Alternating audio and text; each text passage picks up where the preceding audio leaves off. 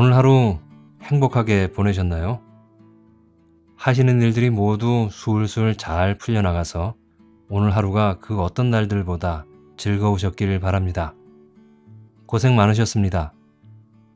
하지만 혹시 오늘 그다지 잘 안 풀리는 힘든 날이셨다면 크게 실망하시지 마세요. 새로운 내일이 또 있잖아요. 지금 이 시간 저와 함께 하시면서 하루의 피로를 모두 풀어버리시고 다시 힘을 얻으셨으면 좋겠습니다. 내일은 반드시 여러분들에게 더 좋은 일들이 아침부터 주무시는 그 시간까지 계속 생길 것이라고 믿습니다. 걱정하지 마세요. 힘든 일은 다 지나갈 것입니다. 고진감래라는 말도 있잖아요. 자, 오늘도 수고하신 모든 분들과 함께 하겠습니다. 오늘 읽어드릴 작품은 계집 하인입니다. 이 작품은 1925년 조선문단 5월호에 발표된 나도향의 단편소설입니다. 관청에서 일하는 남편은 그보다 나이가 좀 더 많은 아내를 도울 여자 가정부를 구하려고 합니다. 그런데 남편과 아내는 어떤 여자 가정부를 선택할지에 대해 서로 의견차가 생기는데요. 과연 그 부부는 어떤 가정부를 선택하게 될지 한번 이야기 속으로 들어가 볼까요? 혹시 구독과 좋아요, 알람 설정을 안 누르셨다면 꼭 한번 눌러주시면 고맙겠습니다. 그것이 제겐 아주 큰 힘이 되거든요. 자, 이제 시작하겠습니다. 즐겁게 감상해주세요.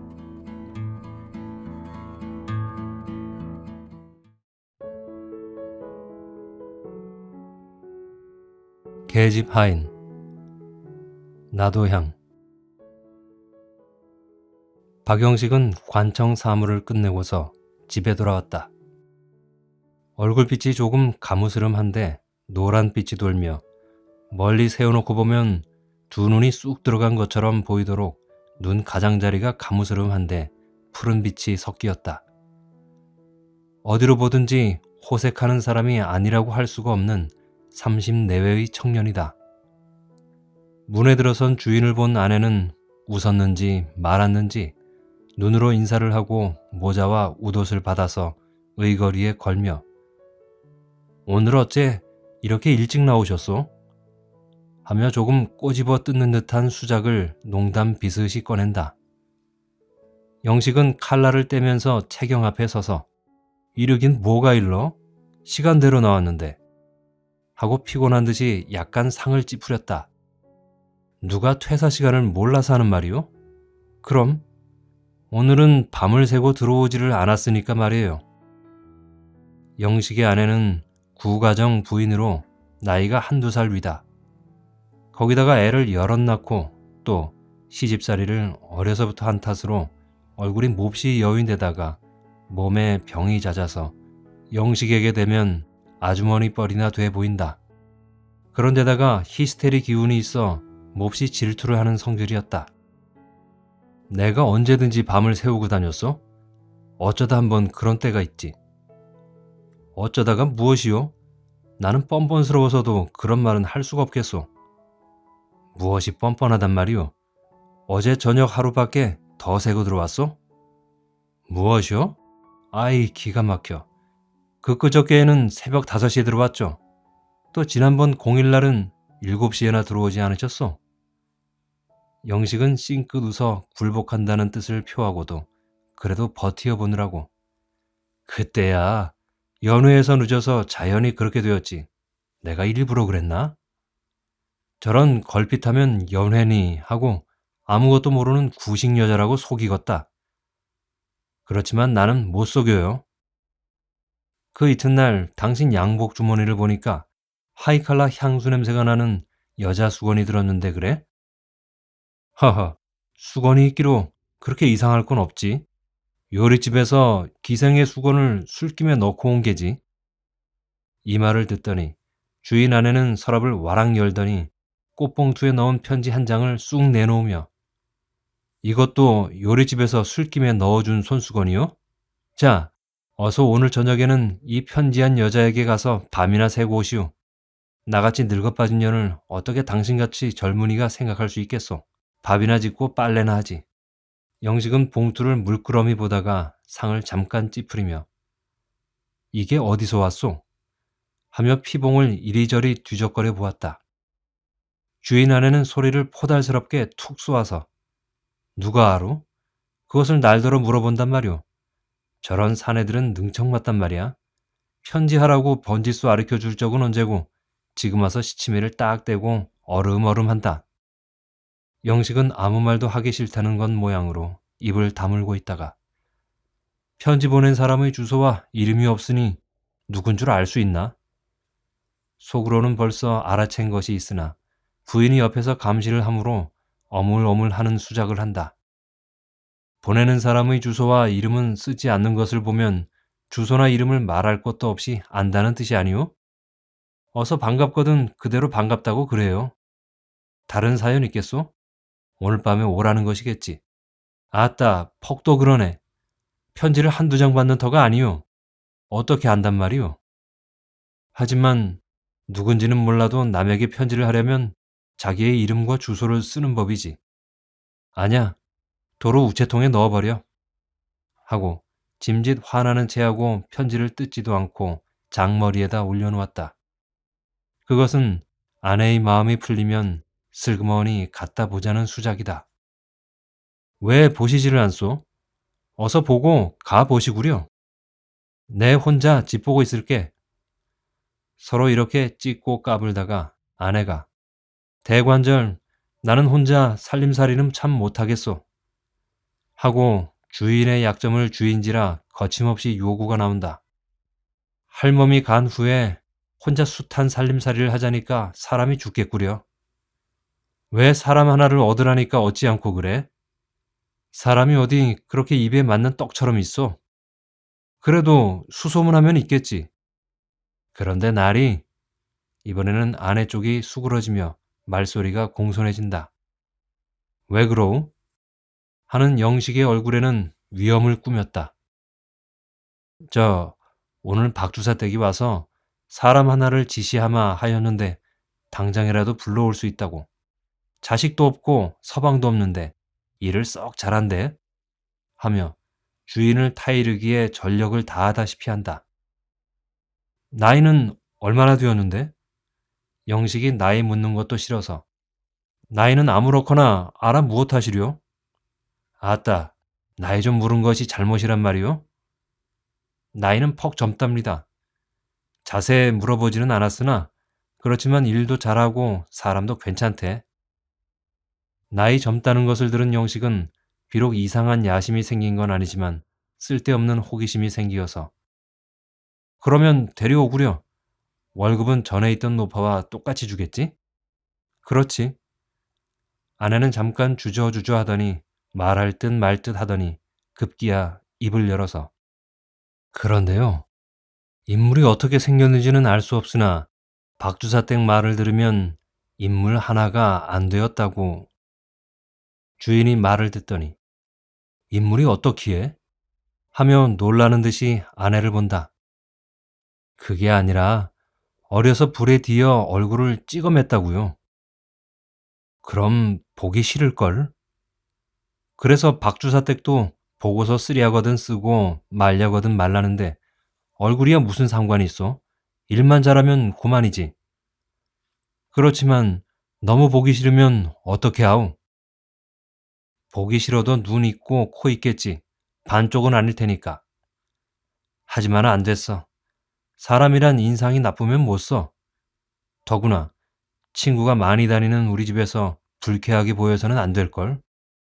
외국에서는 호텔이나 큰 상점의 여사무원도 무엇보다도 인물 시험부터 본다우. 글쎄 인물만 해반주룩하면 무엇하우. 일이 첫째 목적인데 일만 잘하면 고만이지. 인물만 이쁘면 첩을 삼을 테요? 희똑희똑하고 석경 앞에서 떨어질 줄이나 모르면 그런 고지를 어떻게 한단 말이오? 그래도 사람은 외양이 있지. 그렇게 보기 싫거든 조금 더 기다려 보아서 다른 데 마땅한 것을 데려오지. 아내는 화를 버럭 내며 글쎄 딱하기도 하시오. 어느 천년에 다른 것을 데려온단 말이오. 좀 보. 하고 툇마루 끝으로 나가서 빨래 광주리를 헤치면서 이렇게 빨래가 쌓였구려. 요새처럼 날 좋을 때 하지 않고 언제 한단 말이오? 큰댁 생신이 며칠 안 남았는데 그동안의 준비는 누가 다 하우? 옷도 한 벌씩은 지어 입어야지. 어린 것들은 벌거벗겨 데리고 가오? 나는 시방이라도 데려올 터이야. 그런 것이 아냐. 왜 김주사집에 있던 사람 얌전하더군. 일주일만 지내면 오마고 했으니 그 사람을 데려오지. 아내는 하품을 하며 어이 일주일을 언제 기다린단 말이오? 나는 모르겠소. 남의 생각은 조금도 할 줄 모르니까 내가 부릴 사람 내가 데려온다는데 웬 걱정들이오? 그럼 모르겠소. 하고 싶은 대로 하구려. 내 그렇게 악취를 시는 것은 하고 돌아앉으니까 아내는 그 말이 떨어지기가 무섭게 염려 말아요. 내 데려올게. 그날로 양천집이 왔다. 오고 본즉 주인 아내도 유쾌치 못할 만치 흉한 얼굴을 가졌다. 한쪽 얼굴이 눈 하나를 어울려서 뺨까지 대패로 깎은 듯하고 따라서 눈알이 껍질이 벗겨져서 툭 불그러졌다. 그래, 한눈이 유달리 크므로 다른 한쪽은 또한 몹시 작아 보인다. 거기다가 곰보요.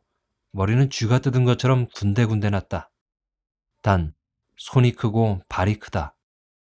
그러나 아내는 말을 하지 못하고 다만 남편이 들으라는 듯이 참 꼴불견이라더니 걔 두고 맞췄어. 일은 참 잘해요. 설거지하는 것이라든지 쓰개질하는 것이 또 황소같이 세차게 해. 하고 남편 옆에서 넌지시 말을 하였다. 주인은 그 말을 들은 채 만체하고 신문만을 보고 앉아있다. 며칠이 지났다. 양천집의 흠이 나타나기 시작하였다. 시골서 아무렇게나 자라난 데다가 이리저리 떠돌아다녀서 배운 것 없고 본 것이 없어서 어른아이 알아볼 줄을 모르고 말버릇이 없다. 거기다가 성미가 뾰롱뾰롱하고 소갈머리가 없어서 어떤 때는 주인 아내의 눈짓하는 것도 모르고 제멋대로 하는 때가 있다. 그럴 때마다 주인은 상을 찌푸리고 코웃음을 친다.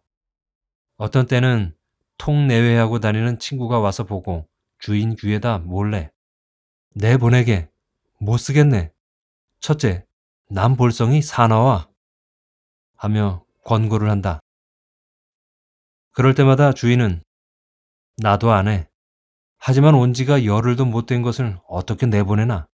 차차 하고 대답만 하여 두었다. 이 눈치를 챈 주인 아내는 그 친구를 몹시 미워하기 시작하였다. 별 걱정을 다 하네. 오지랖도 꽤 넓지. 남의 집 살림 걱정까지 하게.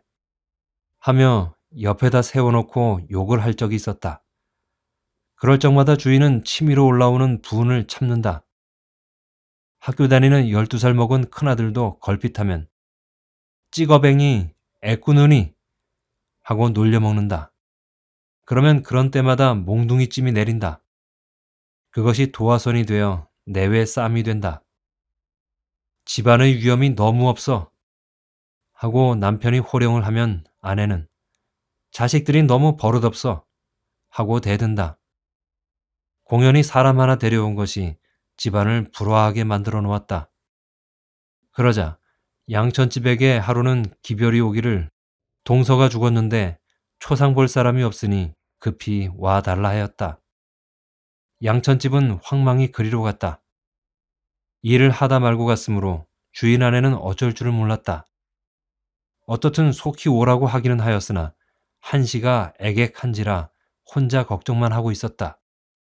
그때의 주인은 생각하기를 이런 좋은 기회를 잃지 말고 다른 것을 불러오겠다 하였다. 그래서 하루는 아내를 동정하듯이 일하던 것을 그대로 두고 가서 어떻게 한단 말이오? 하고 은근히 의논을 하였다. 글쎄 말이오. 빨래는 하다 말고 그대로 내버리고 가서 그것도 걱정이오. 내가 손이 나야 바느질이라도 할 터인데. 주인은 이 말을 듣더니 그것이 오고 가는데 적어야 이틀은 걸릴 것이오. 초상을 치르자면 사흘은 걸릴 터이니 적어도 닷새는 될 터이란 말이야. 그래요. 하지만 어디 그렇게 꼭꼭 날짜대로 일이 되오? 조금 늦기가 쉽지. 그러면 여보, 그것이 날이 올 때까지 김 주사 집에 있던 것을 데려다 둡시다 그려. 이 말에 솔깃한 아내는 하지만 어떻게 왔다가 도로 가라고 그런단 말이오? 무얼 돈양이나 더 주면 고만이지. 글쎄 피차 타협이 되어 김주사집에 있던 점순어멈을 데려왔다. 사람이 채나서 영리하고 인물도 반반하며 일도 하질 못하지 않고 말솜씨라든지 어린애 보는 것이 마음에도 솔깃하였다. 그러나 주인 아내는 쓸데없이 의심을 내어서 주인이 점순어멈에게 하는 행동을 눈여겨보지 않는 것이 없다. 점잖은 사람이 그럴 리가 있나 하고 혼자 위로도 하였다가 그렇지만 알 수 있어야지. 그런 짓이란 옛날부터 없는 일이 아니고 하며 공연한 걱정을 한다. 그런 기색을 볼 때마다 주인은 혼자 웃으면서 속으로는 일상 같이 노는 기생 점고만 하고 앉아있다. 일주일이 지났는데도 양천집이 오지를 않다가 열흘이 넘어서야 왔다. 문간에 들어서기 전까지도 혹시 내가 늦게 와서 다른 사람을 그동안에 두지나 아니하였을까 하는 걱정이 생기며 공연히 가슴이 두근거렸다. 시골서 서울까지 걸어오는 길에서도 손가락을 꼽아가며 벌써 열흘이지 하다가 만일 다른 사람이 있으면 나는 내쫓길 터인데 하고 걱정이 되어 애꾸눈을 두리번 하였다. 실상은 늦게 오래야 늦게 온 것이 아니라 집신이 떨어져서 그 값을 버느라고 옆에 집 방아를 이틀 동안 찧어준 죄밖에는 없는데 이렇게 걱정이 되어서 궁리가 대단하여 만일 나가라면 그 집에서 찾을 돈이 얼마나 되누? 열흘 동안 있었으니 한 달에 3원을 몇으로 쪼개야 되나? 하고 길거리에 앉아서 모래알을 30개 주워가지고 단양, 열량하고 30분이 넘도록 셈을 보아서 1원이라는 것을 발견은 하였으나 그래도 자기의 구구를 믿을 수가 없어서 어떤 주막에 들어가 여보, 영감님 하고 사정 이야기를 하고 자기 구구가 맞았느냐고 물어보았다. 그 늙은이 역시 한참 있다가 꾸물꾸물 하더니 그런가 보에다 하고 몽롱하게 대답을 한다. 기연가 미연가 하여 반신반의로 어떻든 1원은 주겠지 하고 서울까지 왔다. 문을 열고 들어서니까 낯선 사람 하나가 밥솥을 씻는다. 두 사람의 눈이 마주칠 때에는 마치 고양이가 쥐 노리듯 무섭고 암상스러운 질투의 광채가 두 눈에서 번개처럼 번뜩이었다.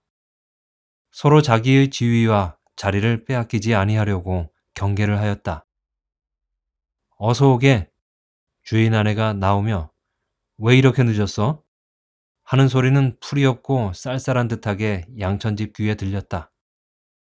급히 볼 일이 있어 늦게 왔어요. 무슨 볼 일이 그리 급했담? 양천집은 마루 끝에 와 서서 주인 아내를 보며 저 사람은 누구예요? 하며 부엌을 가리켰다. 응, 새로운 사람이야. 양천집은 얼굴이 빨개졌다. 그리고는 얼마간 아무 말이 없다가 속으로 헤아려 보았다. 저 사람은 자기보다 우선 인물이 곱다는 것이 여간 세민하지 않았다. 또는 자기처럼 투박한 시골 사람이 아니라는 것이 세민했다. 어떻든 다리나 좀 쉬게. 그러고 되는 대로 결말을 내줄 터이니. 처음에 온 양천집과 나중 온 점순어멈 사이에는 암투가 시작되었다. 그 암투는 결코 상대자를 해하는 것이 아니라 자기의 힘과 정성을 다하여 주인에게 잘 보이려는 것이었다. 점순어멈이 밥상을 보면 양천집은 설거지를 하고 양천집이 마당을 쓸면 점순어멈은 마루를 훔쳤다. 방이 끝나면 세간을 닦고 먼지를 털면 물을 뿌렸다. 내가 하면 내가 한다. 서로 격금 내기로 하는 바람에 좋아지기는 주인밖에 없다. 나중에는 주인의 구두 닦이며 뒷간까지 말끔히 쓸어놓았다. 그날 저녁 주인 내외는 서로 앉아서 의논을 하였다. 어떻게 해야 좋겠소? 글쎄, 하나는 있던 것이니까 박절이 가라 할 수도 없고 또 나중 온 것은 며칠 되지 않았는데 어떻게 가라고 해요? 하지만 제가 가서 늦게 오기 때문에 사람을 둔 것이지 제가 속히 왔어도 두어? 하고 전것을 내미는 말을 하였다. 그렇지만 나중 온 것은 나리 말씀과 마찬가지로 임시로 두기로 하지 않았소? 하며 아내는 전것을 그대로 둘 의향이다. 아따, 그때는 그랬지만 사람 둘을 놓고 보아요. 어느 것이 나은가? 사람이야 둘이 다 괜찮지? 무엇이야? 둘이 다 괜찮다니? 그래, 얼거뱅이 찌꺼뱅이에다 악상꾼이요. 또 보고 배운 것이 없는 것과 인물 얌전하고 말솜씨 있고 사람 영리한 것하고 똑같단 말이오? 온 말을 해도 조금이나 동에 닿는 말을 해야지. 그렇지만 경우가 그렇지 않소. 경우가 무슨 경우야? 내 돈 주고 나 사람 쓰는데 내 맘에 들면 두고 그렇지 않으면 내보내는 것이지. 경우가 다 무엇이야? 이렇게 싸우다가 결국은 돈 소리에 아내가 고개가 숙여지기 시작한다. 남편은 찡을 와락 내이면서 아따, 마음대로 하구려. 나는 그런 돈을 낼 수가 없으니 나중 것을 두든지 먼첨 것을 두든지 멋대로 하우 하고 돌아 들어눕는다. 아내는 남편을 타이르려고 그렇게 화까지 내실 것이 있어요. 좋을 대로 하지. 그 이튿날 점순어멈과 양천집은 아침을 해치르기 전에 주인 앞에 서서 간택하기를 기다렸다. 영리한 점순어멈은 벌써 자기가 승리자인 것을 알아채고서 날이 처분대로 하시지요 하고 금치 못하여 나타나는 기꺼운 빛이 얼굴에 보이고 양천집은 자기 자리를 빼앗긴 것이 분하여 제가 있어야 옳지요.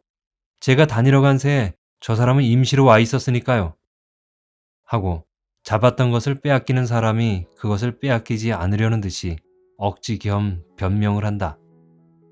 그렇지만 주인은 엄연히 서서 자네는 가서 오지 않았으므로 저 사람을 둔 것이지 자네를 내보내려고 그러한 것은 아니야. 그러니까 오늘부터는 둘 수가 없으니 용량해야 하게. 점순어멈은 북받치는 즐거움을 이길 수가 없어서 돌아서 싱긋 웃었다. 양천집은 눈물이 그렁그렁하여 그렇지 않습니다. 저 사람은 제가 올 때까지 잠깐 와 있던 사람이요.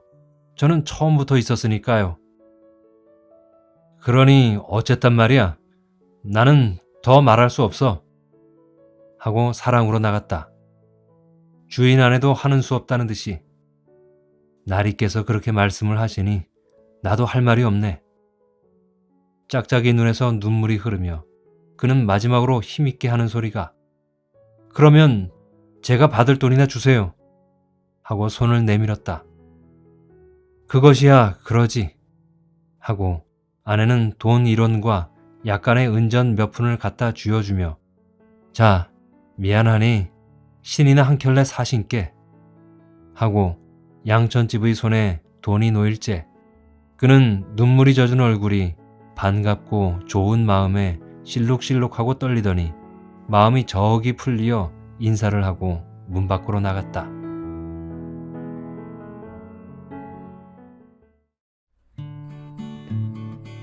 두 명의 가정부. 지금 말로 하면 가사도우미가 되겠죠. 아내가 힘이 들어해서 아내를 도울 가사도우미를 구하는데 얼굴이 못생기고 눈치 없는 시골 출신 양천집과 얼굴도 괜찮고 싹싹하게 일 잘하는 점순어멈 이 둘 사이에서 두 내외가 고민을 합니다. 하지만 주인 남편의 뜻에 따라 결국엔 점순어멈이 낙점이 되었네요. 돈이 넉넉하다면야 두 사람 다 쓰면 좋겠지만 그 정도 여유는 없으니 어쩔 수 없이 선택을 해야겠죠. 그런데 그게 참 마음이 아프네요. 양천집의 탈락은 왠지 일 잘하는 능력보다는 얼굴 때문인 것으로 생각돼서요. 그래도 자신이 셈한 것보다 신발값이라도 더 받아서 나오는 양천집의 표정이 그닥 슬픈 것만은 아닌 것 같아서 다행이다 싶었습니다. 여러분은 이런 상황이 온다면 과연 누굴 택하실까요? 의견을 남겨주세요. 지금까지 나도양의 단편소설 계집 하인을 읽어드렸는데요. 재미있으셨나요? 그럼 다음에도 재밌고 유익한 작품으로 찾아뵙겠습니다. 끝까지 함께 들어주신 여러분 감사합니다. 다음에 또 뵐 때까지 행복하세요.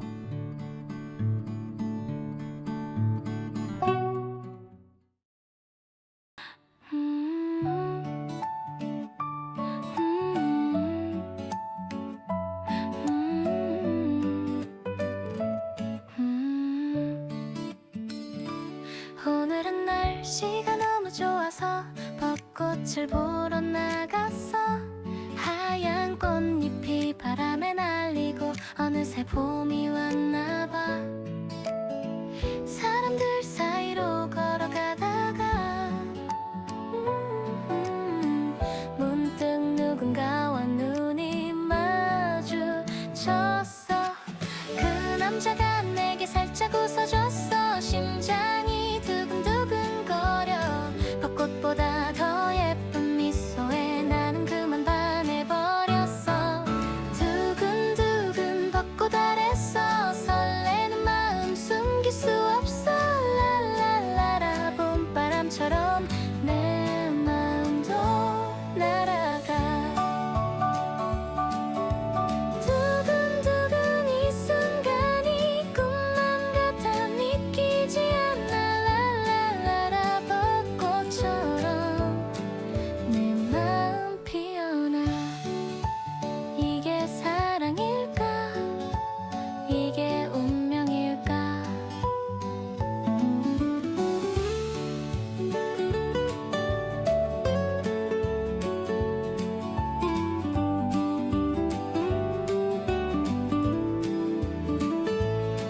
집에 돌아오는 길에도 그 미소가 떠올라.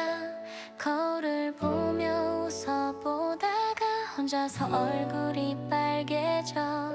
내일 또 그곳에 가면 혹시 그 사람 만날 수 있을까? 그 남자가 내게 살짝 웃어줬어. 심장이 두근두근거려. 벚꽃보다 더 예쁜 미소에 나는 그만 반해버렸어. 두두둑은 벚꽃 아래서 설레는 마음 숨길 수 없어. 랄랄라라 봄바람처럼 내 마음도 날아가. 두근두근 이 순간이 꿈만 같아 믿기지 않아. 랄랄라라라 벚꽃처럼 내 마음 피어나. 이게 사랑일까? 이게 운명일까?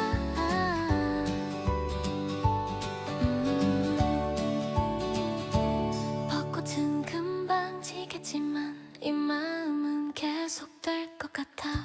다음에 또 만난다면 용기 내서 말을 걸어볼래.